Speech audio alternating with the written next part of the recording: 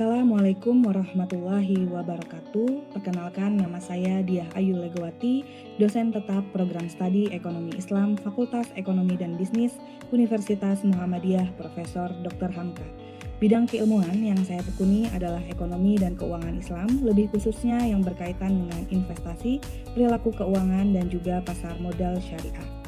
Pada kesempatan ini, saya akan menyampaikan pernyataan diri dosen dalam unjuk kerja Tridharma Perguruan Tinggi di bidang pengajaran dengan menjelaskan salah satu mata kuliah yang saya ampu, yaitu Pasar Modal dan Perusahaan Islam dengan kode mata kuliah 0203503999. Mata kuliah ini merupakan mata kuliah wajib program studi Ekonomi Islam yang diselenggarakan pada semester 4 dengan bobot 3 SKS. Mata kuliah ini membahas prinsip syariah, regulasi, struktur kelembagaan, instrumen atau produk, mekanisme transaksi, serta analisis dasar investasi pada pasar modal syariah. Pada akhir perkuliahan, mahasiswa diharapkan mampu menganalisis ekosistem dan juga kelembagaan pasar modal syariah, menilai kesesuaian syariah suatu efek dan perusahaan atau emiten, menggunakan data pasar untuk melakukan analisis investasi dasar, serta menyusun rekomendasi investasi secara sederhana dan juga bertanggung jawab. Adapun capaian pembelajaran lulusan program studi yang dibebankan pada mata kuliah ini adalah CPL 3, CPL 4, CPL 7 sebagaimana telah tertuang dalam rencana pembelajaran semester. CPL tersebut selanjutnya diturunkan menjadi capaian pembelajaran mata kuliah atau CPMK sebagai berikut. CPMK 1 mampu menjelaskan dan menganalisis konsep dasar, landasan syariah, regulasi, kelembagaan penunjang, dan akad-akad syariah dalam pasar modal syariah sesuai dengan prinsip syariah dan juga standar industri. CPMK 2 mampu menganalisis karakteristik, mekanisme, resiko, dan potensi instrumen-instrumen pasar modal syariah meliputi saham, suku, reksadana, EBA, ETF, dire syariah, dan produk inovatif lainnya. CPMK 3 mampu menggunakan perangkat analisis dasar untuk melakukan simulasi atau praktik analisis investasi di pasar modal syariah dan menyusun rekomendasi investasi secara sederhana dan bertanggung jawab. Adapun materi yang dipelajari dalam mata kuliah ini meliputi yang pertama, fondasi dan konsep dasar pasar modal, yang kedua, landasan syariah, regulasi, dan kelembagaan pasar modal, akad-akad dalam pasar modal syariah, keempat, saham syariah, selanjutnya reksadana syariah, EBA syariah, ETF dan dire syariah, inovasi produk pasar modal syariah secara global, dan simulasi investasi. Untuk sistem pembelajaran dilakukan dalam 16 kali pertemuan yang terdiri 14 pertemuan penyampaian materi, serta 1 pertemuan UTS atau ujian tengah semester, 1 pertemuan ujian akhir semester atau UAS. Perkuliahan dilakukan dalam 2 mode, yaitu secara luring dan secara daring. Metode pembelajaran yang digunakan meliputi ceramah dan tanya jawab, diskusi kelas dan juga forum kelompok, studi kasus atau case method, pembelajaran kooperatif dan kolaboratif, serta pembelajaran berbasis proyek atau project based learning. Proses pembelajaran juga didukung oleh berbagai media, antara lain slide presentasi, PowerPoint, proyektor, LMS yaitu online learning UHAMKA, buku teks utama, fatwa DSN MUI, peraturan OJK, jurnal ilmiah nasional dan juga internasional, serta fasilitas galeri investasi syariah. Untuk sistem penilaian dilakukan secara komprehensif dengan menggunakan teknik tes dan juga non-tes. Adapun bobot penilaian adalah sebagai berikut: keaktifan 10%, kuis 10%, tugas individu dan juga kelompok 20%, ujian tengah semester 30%, dan ujian akhir semester 30%. Selanjutnya, saya akan memberikan cuplikan proses pembelajaran yang saya lakukan dalam mata kuliah pasar modal dan juga perusahaan Islam secara tatap muka di kelas dengan materi pertemuan kelima, yaitu terkait dengan saham syariah. Silahkan disaksikan. Baik, bismillahirrahmanirrahim. Assalamualaikum warahmatullahi wabarakatuh. Waalaikumsalam warahmatullahi wabarakatuh. Pertama-tama, marilah kita panjatkan puji dan syukur atas kehadirat Allah Subhanahu wa taala yang senantiasa memberikan nikmat serta karunia-Nya kepada kita semua sehingga bisa berkumpul kembali ya pada perkuliahan pasar modal dan juga perusahaan Islam pada hari ini. Tak lupa juga kita haturkan salawat serta salam kepada baginda kita Nabi Muhammad SAW. Semoga kita semua bisa mendapatkan syafaat dan juga bisa mendapatkan petunjuk hingga hari kiamat nanti. Amin amin ya robbal alamin. Oke teman-teman, gimana kabarnya? Sehat semua? Sehat. Alhamdulillah sehat ya. Insya Allah hari ini kita akan melanjutkan materi perkuliahan kita, yaitu terkait dengan saham syariah ya, di mana pada pertemuan sebelumnya kita sudah membahas terkait dengan akad-akad apa saja yang ada di dalam pasar modal Islam ya. Jadi hari ini pembahasannya yaitu produk pertama yang ada di dalam pasar modal. Pasti teman-teman sudah tidak asing ya dengan yang namanya produk saham. Nah, tapi sebelum itu kita buka dulu ya perkuliahan hari ini dengan sama-sama membaca basmalah. Bismillahirrahmanirrahim. Dan doa awal perkuliahan, Allahumma fa'ni bima alamtani wa alimni ma yanfa'uni wa zidni ilma. Hari ini ada yang tidak hadir? Hadir semua ya, insya Allah ya. Oke. Nah, kita langsung saja masuk ke materi. Pasti teman-teman sudah tidak asing ya dengan produk saham. Ada yang masih asing? Ada yang sudah berinvestasi di saham? Sudah. Boleh tunjuk tangan yang sudah? Faik? Taufik? Bapak ini Taufik nih. Anak galeri investasi soalnya. Siapa yang sudah berinvestasi di saham tadi? Coba boleh tunjuk tangan. Oke, beneran ya? Oke, malu-malu gitu jadi ini. Oke. Kira-kira yang teman-teman investasikan itu udah saham syariah atau belum? Belum sepertinya, oke. Kalau Taufik sahamnya udah saham syariah belum, Pik? Insya Allah sudah ya. Nah pasti teman-teman kalau terkait dengan saham ya teman-teman sudah tidak asing, tapi sebenarnya kita sebagai seorang muslim ya sama seperti halnya kita menggunakan produk perbankan, kita dianjurkan menggunakannya yang banknya itu adalah bank syariah ya teman-teman ya. Begitu juga ketika kita melakukan investasi, kita diharapkan bisa melakukan investasinya pun di produk investasi yang sudah terdaftar syariah atau sudah diakui secara syariah gitu ya teman-teman ya. Nah alhamdulillah saya senang nih berarti teman-teman sudah aware ya sebagai anak ekonomi udah aware nih untuk berinvestasi di produk yang namanya adalah saham gitu ya. Nanti minggu-minggu selanjutnya kita akan membahas terkait dengan reksadana ya, kemudian terkait dengan suku dan berbagai instrumen yang ada di dalam pasar modal lainnya gitu ya. Nah kita harus tahu dulu sebenarnya ya apa sih sebenarnya yang dimaksud dengan saham itu sendiri sebelum nanti masuk ke dalam saham syariah gitu ya. Saham itu apa sih? Saham itu adalah bukti kepemilikan sebagian modal ya suatu perusahaan. Jadi tadi kalau misalnya Taufik, Sani, ya Putra, April tadi udah punya atau sudah berinvestasi di saham, berarti teman-teman itu udah namanya punya perusahaan itu. Jadi misalnya Taufik sahamnya tadi udah saham syariah, Taufik. Emitennya apa, Taufik? Telkom. Nah, Telkom itu juga sudah masuk ya teman-teman ya ke yang namanya adalah daftar efek syariah. Jadi bisa dikatakan Taufik itu punya perusahaan Telkom itu. Ya, karena apa tadi? Investor saham itu sama dengan pemegang saham, berarti sama juga dengan pemilik sebagian dari perusahaan. Berarti Telkom tadi kalau lewat, wah itu perusahaan saya. Bisa ngomong gitu, Pik. Karena kamu sudah ada saham di perusahaan Telkom tersebut, ya. Jadi di saham ini ada apa saja, teman-teman? Yang pertama itu ada bukti kepemilikan, ya. Jadi bukti kepemilikan ini tadi seperti yang sudah disampaikan, saham itu merupakan surat berharga yang menjadi bukti kepemilikan atau penyertaan modal dalam satu perusahaan. Kemudian ada juga hak atas hasil usaha.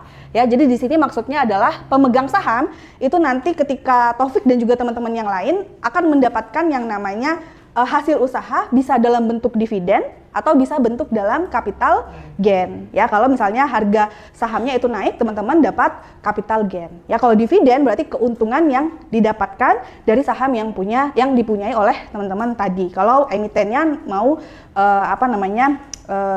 bagi untung gitu ya. Kemudian yang ketiga, dalam saham ini apa? Ada dijadikan sebagai sumber modal jangka panjang. Jadi maksudnya gimana? Maksudnya adalah jadi perusahaan ya itu bisa menggunakan ya atau bisa memanfaatkan tambahan modal kerja tadi yang didapatkan dari investor tadi. Apakah dia untuk ekspansi perusahaan, apakah dia mau untuk pengembangan usaha, apakah dia mau mendukung operasionalnya gitu ya, itu semua bisa dimanfaatkan oleh perusahaan-perusahaan. Nah, itu adalah definisi dari saham Nah, selanjutnya ini ada beberapa pokok bahasan yang akan kita bahas di dalam materi saham syariah ini. Ada 7 poin ya, teman-teman. Yang pertama, kita akan membahas terkait dengan saham syariah dan juga daftar efek syariah. Yang kedua, akan membahas terkait dengan penyeleksian saham syariah. Sebenarnya gimana sih saham yang syariah itu? Kemudian kriteria saham syariah di beberapa negara.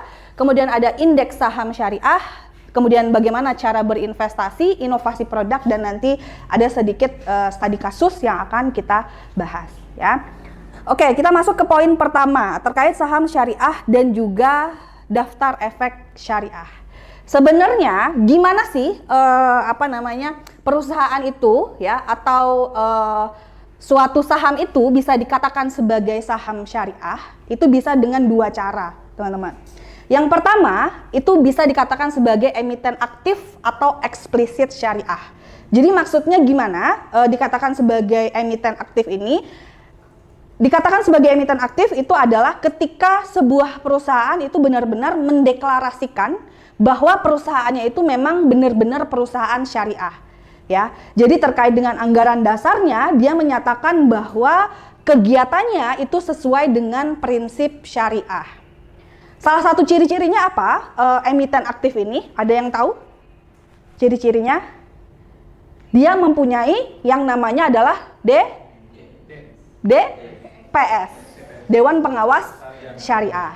Berarti kalau melihat salah satu ciri-cirinya itu adalah adanya DPS, kira-kira apa perusahaan yang sudah masuk ke dalam daftar efek syariah ini, dia sebagai perusahaan yang emiten aktif? Ada yang tahu? Kira-kira apa? Perbankan syariah kira-kira masuk? Masuk. Berarti seperti Bank Syariah Indonesia, Bank Muamalat gitu ya. Kemudian Aladin Syariah ya, berarti dia secara otomatis itu masuk ke dalam daftar efek syariah. Selain perbankan kira-kira ada? Indofood dia masuknya nanti ke emiten pasif karena dia tidak mendeklarasikan sebagai perusahaan yang 100% adalah syariah atau adanya DPS, kan tidak ada ya.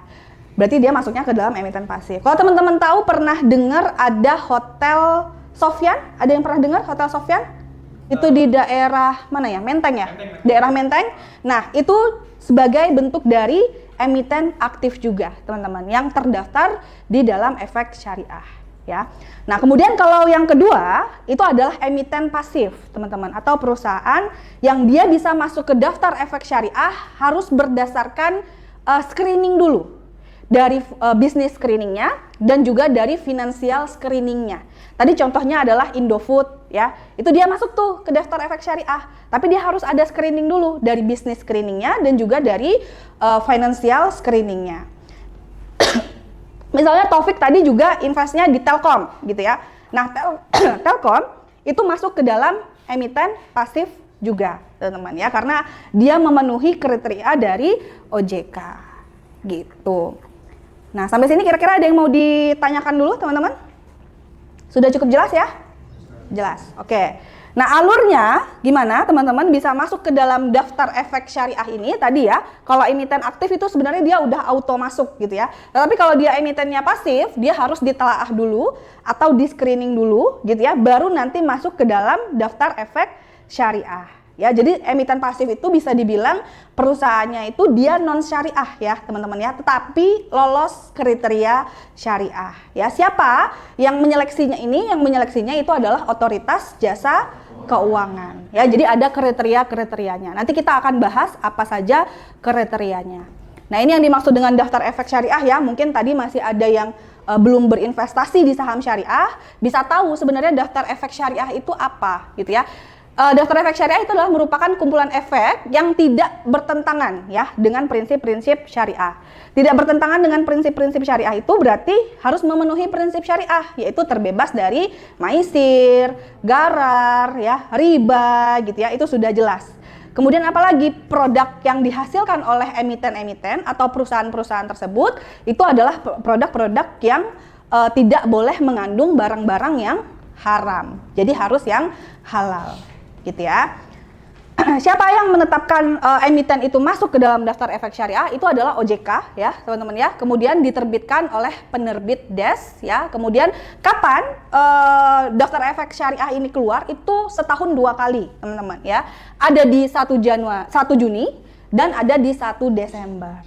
Jadi kalau teman-teman investasinya belum tahu ya gitu ya, dia di saham syariah atau tidak, teman-teman harus update itu dia masuk ke dalam emiten syariah atau tidak. Tapi kalau misalnya teman-teman dari awal sudah memilih mau investasinya di saham syariah, itu ada bukan aplikasi ya, sistem ya, itu namanya adalah SOTS ya. Jadi ketika teman-teman mengaktifkan SOTS tersebut, teman-teman ketika saham yang teman-teman investasikan keluar gitu ya dari saham syariah, maka teman-teman harus segera untuk menjualnya gitu ya. Nah, digunakan oleh siapa yang bisa menggunakan daftar efek syariah ini? Ada banyak ya, bisa BEI. BEI untuk apa? Untuk menetapkan dia masuk ke indeks apa sahamnya tadi. Bisa JEI atau bisa ISI gitu ya.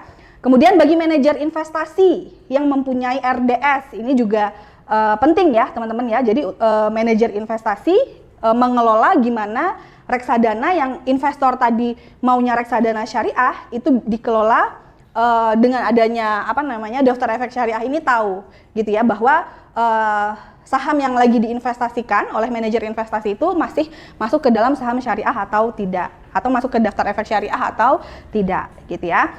Kemudian bagi investor ya, bisa dari pribadi gitu ya, bisa dari asuransi syariah, dengan pensiun syariah ya, dan sebagainya.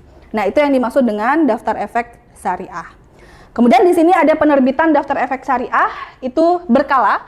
Kalau berkala tadi diaktif itu 1 Juni ya, periode 1, periode 2-nya itu aktif 1 Desember. Kemudian ada juga insidentil. Maksudnya gimana? Maksudnya adalah ketika misalnya ada perusahaan baru, dia mau public offering gitu ya, masuk ke pasar modal. Dan dia mau menarik investornya, itu adalah investor yang memang fokus ke saham syariah. Jadi itu dia bisa langsung dengan insidentil ini. Jadi bisa masuk ke dalam daftar efek syariah. Jadi tanpa harus menunggu periode 1 atau periode 2 dulu.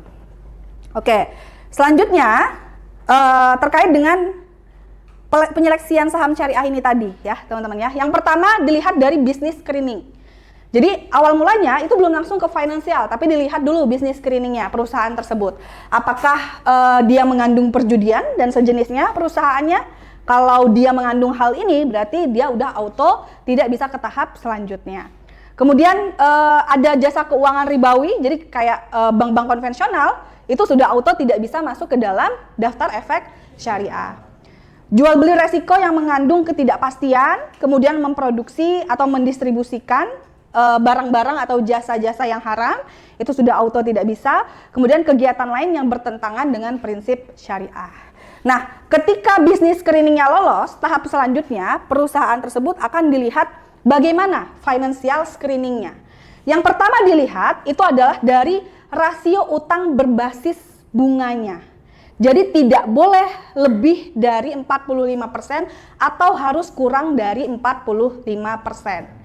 Artinya apa? Perusahaan itu boleh punya utang ya teman-teman ya, tapi proporsinya tadi tidak boleh lebih dari 45%. Jadi kalau dia udah lebih dari 45% terkait dengan rasio utang berbasis bunganya, banyak utang di bank konvensional lebih dari 45, berarti meskipun bisnis screeningnya lolos, dia tetap tidak bisa masuk ke dalam daftar efek syariah. Itu kalau dilihat dari rasio utang berbasis bunganya. Kalau dilihat dari rasio pendapatan non halalnya, itu tidak boleh lebih dari 10% ya. Maksimal berarti itu adalah kurang dari 10% atau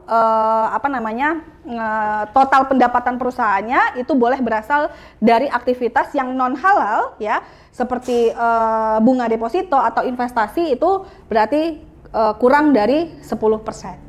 Nah, itu adalah financial screening untuk perusahaan-perusahaan yang mau masuk ke dalam daftar efek syariah. Gitu. Sampai sini kira-kira ada pertanyaan, teman-teman? Tidak? Oke, sudah jelas berarti ya. Nah, berarti gimana dong? Perusahaan yang sebenarnya dia masih ada aktivitas berkaitan dengan yang riba, berarti dia bisa masih masuk tergolong saham syariah dong. Berarti kayak gitu ya teman-teman. Menurut teman-teman nggak apa-apa kayak gitu? Gimana? Dilihat dari kemaslahatannya sih. Dilihat dari kemaslahatannya. Kemudian ada lagi. Ya berarti tidak apa-apa ya teman-teman ya. Yang penting itu tidak melewati batas ini ya. Dari rasio utang berbasis bunga dan rasio pendapatan non halalnya, itu yang penting tidak melewati batas ini. Kenapa teman-teman? Karena untuk perusahaan yang benar-benar dia sebagai emiten aktif tadi, itu pasti tidak banyak ya. Di Indonesia sendiri itu tidak banyak ya. Karena apa? Oleh karena itu para ulama itu mengeluarkan yang namanya fatwa MUI gitu ya. Jadi aturan ini itu sudah sudah didiskusikan ya oleh para ulama-ulama kita sehingga menghasilkan yang namanya adalah ijtihad ya. Jadi fatwa DSN-nya itu adalah DSN MUI nomor 135 tahun 2020 ya. Jadi tujuan screening ini sebenarnya bukan mencari perusahaan yang suci total ya teman-teman, tapi melainkan yang paling mendekati prinsip syariah. Oke, next. Nah, ini kriteria saham syariah di beberapa negara. Ada di Malaysia, ya, kemudian ada Dow Jones, kemudian ada FTSE, ya. Jadi kalau di Malaysia, dia berbeda dengan di Indonesia. Kalau dilihat dari kegiatan usahanya, batasan 5% untuk kegiatan usaha, ya, yang berkaitan ada bank konvensional, asuransi konvensional, ya, makanan dan minuman non halal, itu batasannya adalah 5%. Sebenarnya ada yang 20%, tapi ini sudah tidak update ya, update terbaru untuk di Malaysia batasannya itu adalah 5%. Ya, jadi mereka lebih strict bisa dibilang gitu ya, teman-teman ya, dibandingkan dengan Indonesia. Kemudian kalau dari rasio keuangan ya, kas yang ditempatkan pada akun konvensional dibandingkan dengan total aset itu adalah dikurang dari 33%. Ya, itu terkait dengan rasio keuangannya. Kalau Dow Jones ya, dia batas maksimal pendapatan sebesar 5% juga ya teman-teman dari pendapatan atas kegiatan seperti yang bisa teman-teman lihat.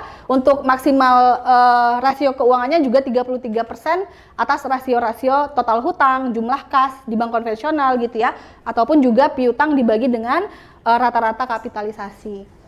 Kemudian kalau dari FTSE ini di mana teman-teman? Ini ada di UK ya. Jadi ini adalah indeks series yang ada di UK.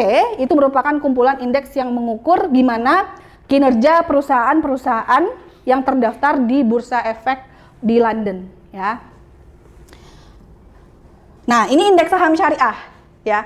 Indeks saham syariah itu ada yang sebenarnya dulunya 3, tapi sekarang udah tambah 2 lagi. Ada yang tahu Taufik apa 2 lagi Taufik? Ya. Yang syariah. Yang syariah. Selain 3 ini apa Taufik? JII itu ada 70, yang JII aja itu kan 70. JII itu aja 30, kemudian ada JII 70. Jadi ada 5 ya sebenarnya teman-teman. Yang keempat itu adalah IDX MES BUMN. Yang kelima itu adalah IDX Syariah Growth. Jadi ada 5 sekarang indeks yang ada di dalam saham syariah ya. Mungkin teman-teman banyak melakukan penelitian sekarang itu di ISI, di JII, di JII 70, tapi sebenarnya ada indeks IDX MES dan juga Syariah Growth ya, teman-teman ya. Nah, jadi kalau ISI itu apa? Indeks Saham Syariah Indonesia itu berisi seluruh saham syariah yang ada di BEI, itu masuk semua, yang ke daftar efek syariah itu dia masuk ke ISI. Kemudian kalau JII itu berarti 30 saham syariah ya, dengan nilai market cap terbesar dan paling liquid untuk diperdagangkan itu adalah JII 30. Kemudian di JII 70 berarti itu 70 saham syariah dengan nilai market cap terbesar dan paling liquid untuk diperdagangkan. Itu kalau JII 70. Kalau IDX MES BUMN berarti itu adalah mengukur 17 saham ya, teman-teman ya. 17 saham syariah milik siapa? BUMN, sesuai dengan namanya tadi ya. Kemudian ada IDX Syariah Growth, itu adalah indeks yang memuat 30 saham juga ya, teman-teman, yang dimana tren pertumbuhan laba bersihnya serta pendapatannya itu yang paling kuat. Nah, ini belum banyak nih, kalau misalnya teman-teman, ini kan semester 6 ya, banyak mau melakukan penelitian. Kalau terkait dengan ISI, JII 70 itu udah banyak banget. Nah, mungkin teman-teman bisa mengambil indeksnya itu dari IDX syariah ground gitu ya. Itu mungkin belum banyak dilakukan oleh penelitiannya. Oke, ini proses seleksinya tadi ya. Jadi dia awalnya masuk isi, kemudian masuk 60, 30 jadilah JII ya, yang JII 30. Oke, selanjutnya saham ini juga ada inovasi produknya ya, teman-teman. Bentuknya itu bisa zakat saham dan juga wakaf saham ya, teman-teman ya. Gimana skemanya? Nah, skemanya bisa teman-teman lihat ya. Kita itu bisa datang dulu ya, teman-teman ya, ke lembaga untuk berikrar gitu ya, berikrar untuk mewakafkan saham kita. Jadi ini sebagai inovasi produk dari saham. Nanti ini lebih banyak dipelajari di mata kuliah keuangan sosial Islam ya. Oke, sampai sini kira-kira ada yang mau ditanyakan dulu, teman-teman? Sudah jelas? Nah, berarti tadi kalau misalnya ada yang investasinya bukan di saham syariah gitu ya. Kalau bisa teman-teman pastikan, mungkin tadi investasinya memang bukan yang perusahaan atau emiten aktif ya, mungkin yang pasif, tapi dipastikan dia masuk ke daftar efek syariah atau tidak. Kalau dia tidak ya, sebagai muslim kita, apalagi anak ekonomi Islam gitu ya, untuk apa? Udah tahu ilmunya tapi tidak dipakai, itu sangat merugi gitu ya teman-teman ya. Jadi harus dipindahkan ya, atau dijual nanti beli lagi sahamnya yang saham syariah. Ya Taufik ya, jangan senyum-senyum gitu Taufik. Gitu Taufik ya. Oke. Sekarang coba teman-teman bisa jawab pertanyaan ini sebagai refleksi. Berikut merupakan utang yang berbasis bunga kecuali apa?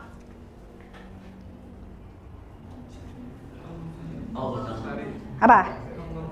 Apa Faik? Jawabannya Faik? Utang bank syariah, betul. Oke. Pengembangan dari wakaf tunai yang diinvestasikan dalam saham syariah dengan tujuan meningkatkan nilai wakaf tersebut disebut dengan wakaf saham. Oke. Kemudian berikut merupakan jenis indeks saham syariah. Apa saja yang termasuk jenis indeks saham syariah? Oke, berarti B ya, teman-teman ya. Oke, terakhir kalau tidak ada pertanyaan, kita ada kuis sedikit ya, teman-teman ya. Silakan teman-teman buka kahotnya. Kita kuis dengan menggunakan kahot ya, seperti biasa. Oke, kita mulai. Ketika seseorang membeli saham atau suatu perusahaan secara ekonomi, ia berkedudukan sebagai. Oke, 15 betul semua ya, keren teman-teman. Next. Posisi pertama, Nazril. Soal kelima, perbedaan utama antara isi dan JII adalah. Oke, 14 menjawab betul dan 1 masih salah. Oke teman-teman, itu tadi kuis di pertemuan pada hari ini. Posisi ketiga ada Hanif. Oke Hanif. Kedua ada Nanda Ayu dan posisi pertama ada Andika. Oke, tepuk tangan ya. Ya. Oke, nah berarti tadi yang masih salah-salah dipelajarin lagi ya teman-teman materinya. Dibaca-baca lagi nanti materinya. Dan terakhir teman-teman ini ada tugas ya. Silahkan teman-teman kerjakan secara individu. Maksimal pengerjaan itu adalah H+3. Berarti ini hari Sabtu, teman-teman bisa mengumpulkannya berarti di hari Selasa, Rabu ya, maksimal di hari Rabu dikumpulkan melalui online learning UHAMKA ya. Dan ketentuannya nanti diikuti sesuai dengan arahan yang ada di online learning UHAMKA.